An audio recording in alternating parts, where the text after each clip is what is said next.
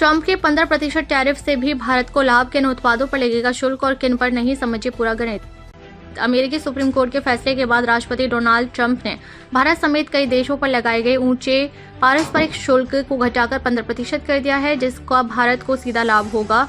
पहले भारत से अमेरिका जाने वाले सामान पर 25% अतिरिक्त टैरिफ यानी शुल्क लग रहा था। अब 24 फरवरी 2026 से घटकर 15% रह जाएगा।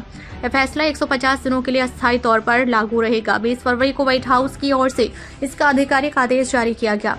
टैरिफ या आयात शुल्क वह टैक्स है जो कोई देश दूसरे देश से आयात होने वाले सामान पर लगाता है। जब कोई कंपनी विदेश से सामान मंगाती है तो उसे सरकार को यह शुल्क देना पड़ता है। आमतौर पर कंपनियां यह अतिरिक्त खर्चे ग्राहकों से वसूल लेती हैं, यानी टैरिफ बढ़ता है तो सामान महंगा हो जाता है। उदाहरण के तौर पर अगर किसी उत्पाद पर 5% सामान्य आयात शुल्क है और सरकार 15% अतिरिक्त टैरिफ लगा देती है तो कुल शुल्क 20% हो जाएगा। भारत अमेरिका के बीच पहले चरण के व्यापार समझौते का कानूनी मसौदा तैयार करने के लिए भारतीय प्रतिनिधिमंडल 23 फरवरी से वॉशिंगटन में बैठक करेगा। दोनों देश अगले माह समझौते पर हस्ताक्षर कर सकते हैं। ऐसे समझिए रेसिप्रोकल टैरिफ। रेसिप्रोकल टैरिफ यानी पारस्परिक शुल्क शब्द का इस्तेमाल सबसे पहले अमेरिका ने किया। 2 अप्रैल 2025 को ट्रंप प्रशासन ने भारत सहित करीब 60 देशों पर रेसिप्रोकल टैरिफ लगाने की घोषणा की थी। इसका उद्देश्य यह बताया गया था कि अमेरिकी निर्यातकों को समान अवसर दिया जाए। इसका मतलब है कि अगर कोई देश अमेरिकी सामान पर 20% शुल्क लगाता है तो अमेरिका भी उस देश से आने वाले सामान पर उतना ही शुल्क लगाएगा।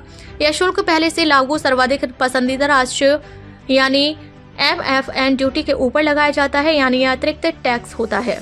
भारत पर कब और कैसे लगा अमेरिकी टैरिफ? पिछले साल 2 अप्रैल को अमेरिका ने भारत पर 26% रेसिप्रोकल टैरिफ लगाने की घोषणा की।